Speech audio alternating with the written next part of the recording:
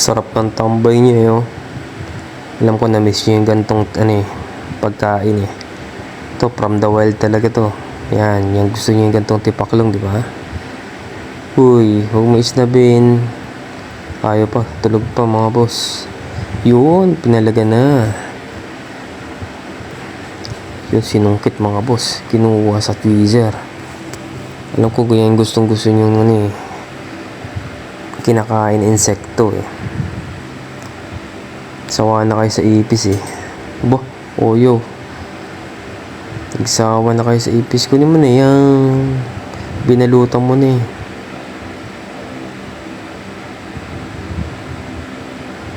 Yung matanda na rin tong gagamba na to. Hindi na to pwedeng hindi to pwedeng bigyan ng marami pang insekto. Pakunti-kunti na lang.